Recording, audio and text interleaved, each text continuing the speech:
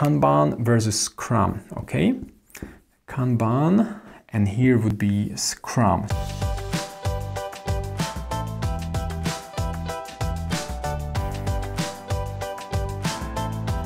So first here is no time box. Okay, so with Kanban, there is no time box. You have just continuous flow of tasks. There is someone in the team who indicates what is more important, what is less, you know, based on business priorities. But still, a developer just looks at the board and just works on whatever is on top of the board, indicated as highest priority. Well, in Scrum, you have a time box.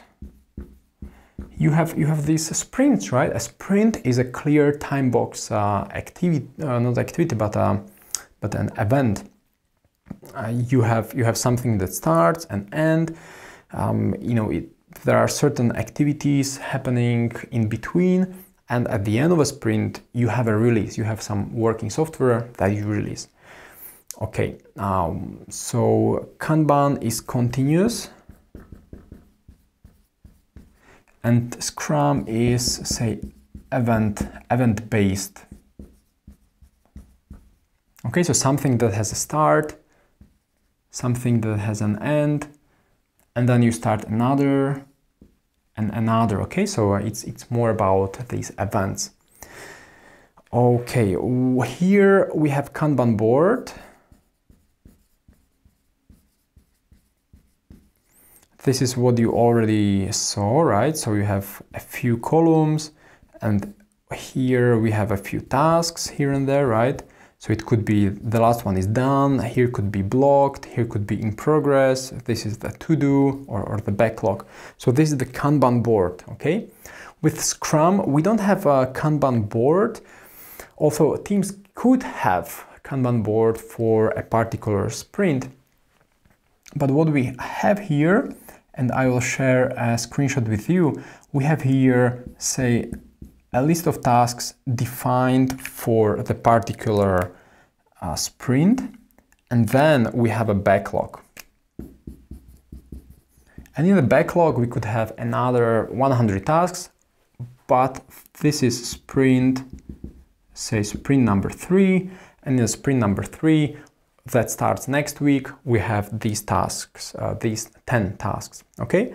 And we know that as soon as we finish the sprint, these tasks will be done, so no more of these tasks, and then we will start again next sprint with another 10 tasks, you know, these 10 tasks, and the backlog will continue for the rest of the tasks, okay? So this is the little difference.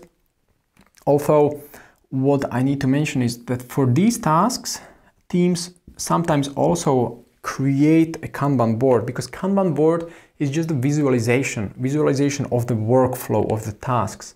It's nothing else than just the board with a few columns. You can do it for these particular sprint items, sprint tasks, okay? All right, what else? Time boxed.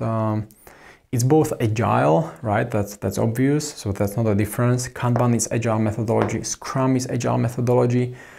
What else? Let me look at, roles. So here there are no roles. I mean, no prescribed roles, no roles that will be defined beforehand. While here Scrum has roles. So the roles would be Scrum Master or Product Owner, right? So there are some roles defined, yeah, I think that's it. That's it at this point. What you need to know. So there are no particular roles defined, which doesn't mean you cannot have a Scrum Master or you cannot have someone like a Scrum Master to help unblock blockers. You have a Kanban board, it's all continuous, and you have no time box because you just do it as it comes, okay? So Kanban is great for certain environments. I wouldn't use Kanban maybe for mobile apps, or you could obviously. It also depends on the team, it depends on how the team works, how they are, maybe you don't have any Scrum Master, you don't have any project owner, you only have 2 developers, so Scrum would be overkill anyway, okay? So this is what you need to know about Kanban at this point. As a technical recruiter, whenever you go to talk to a hiring manager, you can ask him like, hey, tell me more about Kanban. How do you work with the team? Do they have a Kanban board? Where do they have the Kanban board? What kind of roles, team roles do they have? Are you looking for someone who is already experienced with this agile methodology? Do you already even have this methodology in place? Okay, so these are some of the questions you can start asking during an interview with a hiring manager, or during a discussion with developer when you are trying to figure out what is his or her experience. Okay, so I'm giving you some hints here and there, and you take from it what you need for a particular situation. Okay, so in the next video we will focus on Scrum.